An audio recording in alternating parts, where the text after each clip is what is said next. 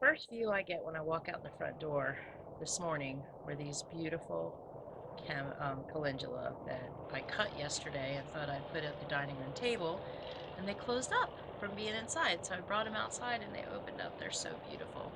Right from the get-go, when we walk out the front door, we get a beautiful view of our brand new herb garden in all of its lushness. And so I'm going to start on this side. First, we have some echinacea. This was a plant from last year, last summer, that I put in pots and put in the greenhouse to try to save from the frosts and the freezes that we had, and it's really starting to come into its own again. And all around it is also echinacea. They were some seedlings that I planted, I seeded out this season. They're coming along slowly. Next things I have are many different varieties of basil. We were going to put them in the spinach bed, but spinach was just hanging on, so we needed to get them in some dirt. So we have longleaf basil, some cinnamon or Thai basil. This is large leaf basil right here, and then I believe I have some, yeah, lemon basil in here. So next we have two of the mullein plants, and I'm really excited about them because I've already started picking on them and drying. This is my oregano. This whole bed before Brian raised it was oregano and basil, and I dug it up so we could build the raised bed, and I put it in that space over there. Well, I put 3 or 4 big blocks of it back in here, and it has taken off, and I'm so excited, to the point where I may have to block that off so it doesn't get into the other stuff, because oregano is very invasive. Just some pots I have up here because I'm trying to do something in that space right there until I can get that moving. I have everything in pots. We have some lemon balm that actually I had in there before the frost, and it froze it dead, and it has come back. I'm really excited about that. That little guy right there is plantain, and I'm sure that you all have plantain in your yards. This is what I make the plantain relief out of. It is amazing for bites, stings, anything outdoor related.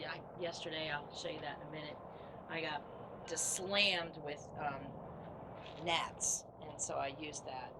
I have some holy basil growing in there. This is feverfew right here. This is my inside plant that I decided I was going to try to root, and it is rooting. It's a little dry right now. Some more feverfew, and this is an elderberry. This beauty right here is my chamomile, and I really planted heavy, as you can see.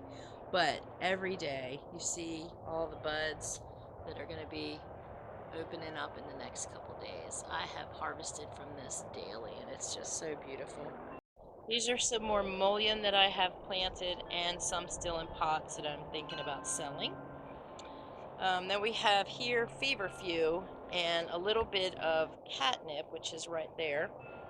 Feverfew and catnip, from what I understand, and I have done some research, so just please, if you hear what I'm saying, go and do some research on your own as well. Don't take my word for it.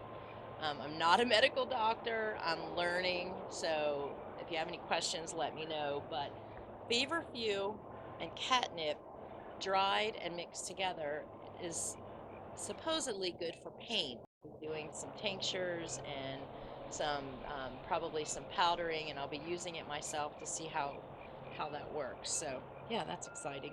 And some of you are probably saying, that catnip, cats are going to get that. Well, from what I understand, cats do not like the feverfew odors, so they stay away from the catnip, which, hey, that's good for me.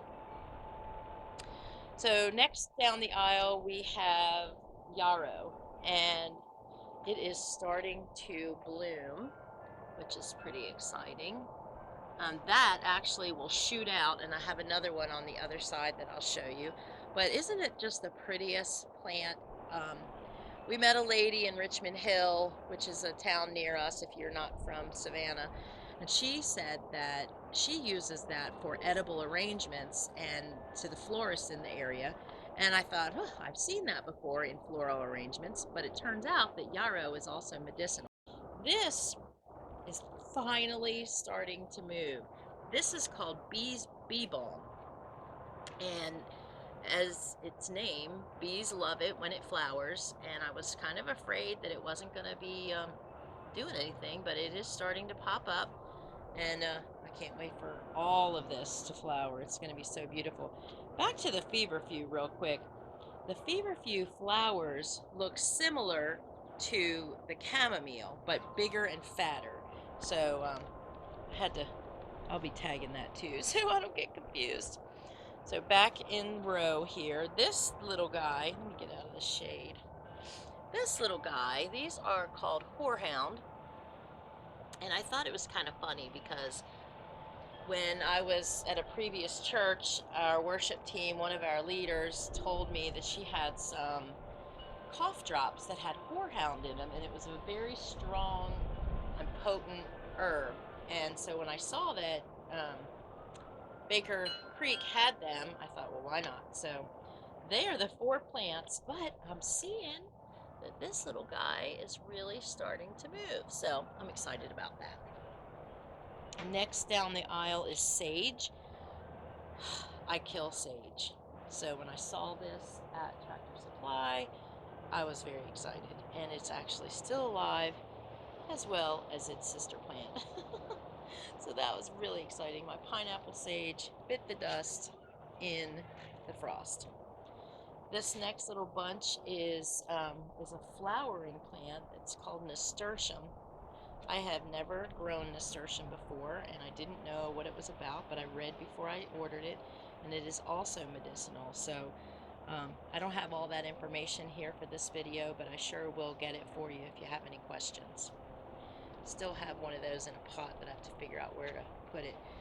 I was talking about the yarrow blooming, and if you can see that shoot, it's a big old shoot, and it has quite a lot of flower buds on it. They will open up to be a very lacy flower if you're not familiar with yarrow, and you can use those flower petals for teas, as well as the leaves for, some of my neighbors are off for Good Friday, so they're out playing around. The leaves you can use for fever issues. So, and then of course, if y'all know about my Helen Doula plants, they are blooming like crazy as well, and I have been picking from them daily. As you can see, I picked and put some by the front door. I decided to put this shepherd's hook up here with this plant because I am looking forward to this draping over the side and just being beautiful. It is called Woolly Thyme, and it smells amazing. So that is going to be a pretty plant when that comes out. All right, further down the line and to the end of this row is my rosemary. This little guy got burned really bad in that big frost we had, but it looks like it's coming back. And then I have some babies planted that are starting to come out really nice. So that's exciting. This next little guy that I just picked up from Holt's is lamb's ear. And I am learning about lamb's ear, but you see how beautiful it, if you could if you could feel this, it's very soft. And from what I understand, if you take the leaves, if you have a bad bug bite or scratches from the yard, take the leaves and get them wet, lay it on your owie basically. It helps soothe it. So that's pretty cool. I'm sure there's a lot of other things, and if y'all have any ideas of what else to do with lamb's ear, please put it in the comments. It would be amazing. These two are hibiscus, and I am so excited about this because my friend Becky had a seed and a plant swap at the store at Polk's, and she was asking one of the ladies if they had any roselle hibiscus, because that is what you use for the teas. And she had seeds. She had the pods, and I got 13 seeds out of them, but only 4 germinated. But 4 germinated, so I'm really excited about that. This used to be our spinach bed, and they started bolting. They got frozen. We cut them back. They started bolting, so we ripped them out, and we have some nasturtium, some zinnias that we planted last year as well. So the zinnias are right there, and then he added in some of the beets. He seeded beets, and they just went crazy, so we added them as well. Down here is the rest of the basil that didn't quite fit in that other bed. There is mammoth basil, as well as cinnamon and longleaf. This beauty, let's see if I can show you real close. It needs some water, but this is called, I don't know if you can see it, albutilon, and it's a lantern plant. It really needs to be watered today. But isn't she pretty? And when they open up, they're just really beautiful. My friend Steve from church had given me a dried pod, hoping I could get some seeds out of it, but it didn't quite work. So I found that at I. John Webb's out in Springfield. That is holy basil again, and I'm kind of excited that they're coming back in the pots because holy basil is a very invasive plant. And so, yeah, that's exciting. Now, some of y'all got to see my Christmas present, and now we get to see what's happened with it. This is my green stalk, and on the bottom, all the way around, I have lemon balm, which I had gotten from Becky at Polk's because ours froze. Ooh, look at that. Pretty little strawberry starting to turn. I don't know if you can see it. But I have strawberries, carrots, lettuce, lemon balm. There's some carrots coming up there. They went in after Brian's carrots, so they're a little bit behind from his, but that just means we'll have them when the bigger ones get harvested. And this is some Feverfew that is doing really well in the top. Looking forward to that really coming out good. But yeah, this thing, if you have not gotten a green stalk yet, and you have a place where maybe you can't grow, a lot of food, and you can't put a lot of boxes and stuff like what we have, this is an amazing tool for up potting. Anybody know what that is? What's really funny about this is we did not plant these. I need to get out of the sun. That is celery, and it's just growing because it can.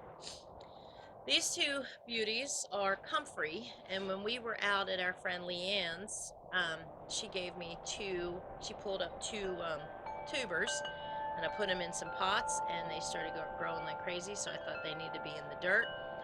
So I put them in there, and they are beautiful. I've already harvested some of them as well and dried them. We also have some volunteer Echinacea, excuse me, and really they were in this plant bed before, so we didn't pull the roots up. There is some more oregano right there, so that's another spot that I don't really know if I'm going to leave it there and let it just grow or what I'm going to do with it. And some more echinacea, so that's fun. This is that other moringa plant. If I'm going too fast, just comment in there and I will answer you questions.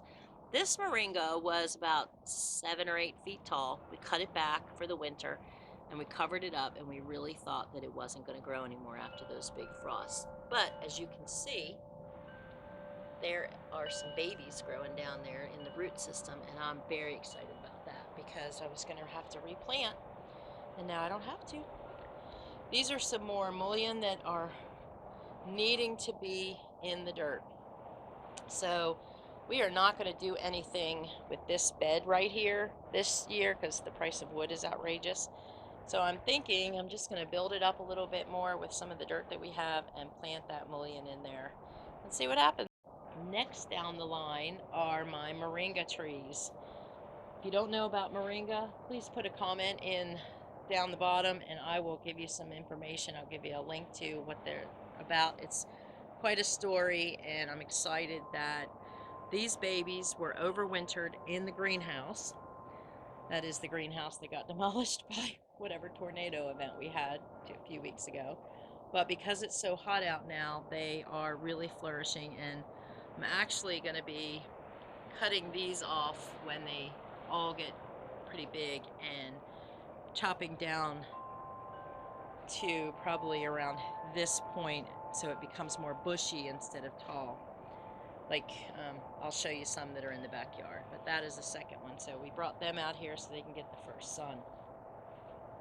This big old green bucket is spearmint, and we had this in the front bed before we built it up, and I ripped it up and put it in this bucket, and it was doing beautifully until that big frost came and took it down to nothing. And I'm so excited because I use a lot of spearmint. This whole row is actually elderberry. Some are in the ground, as you can see. Some are in pots, and they're doing marvelous. So I'm really hoping that we see some fruit, some flowers and some fruit. Next is that fabric bag that I told y'all about a couple months ago that I did a Facebook video, and I put my chamomile in here as well as some other things. I'll go down that list. And for some reason, I don't know why, they're not doing as well as the ones next to the house, but they're doing a lot better than I thought they would. And I planted some extra plants in there, so as you can see, the pretty blooms. And I pick them every day because the more you pick, the more they produce, and that's what you use for the teas. All right, next up is my lemon balm. Lemon balm is extremely invasive. So when I planted the chamomile, I planted the lemon balm, and the frost hit, and it took them all down. They were really not very pretty, and I was not very happy. So I left them there, and I waited, and I had a few in the house in seed pot, you know, the little seed. I had just done some seeds, so I planted some more in here. But as you can see, we have a lot of new growth. Well, I know it's new growth. That right there in the middle was just, it looked like dead wood. So I'm pretty excited about this. This should actually completely take over this bed.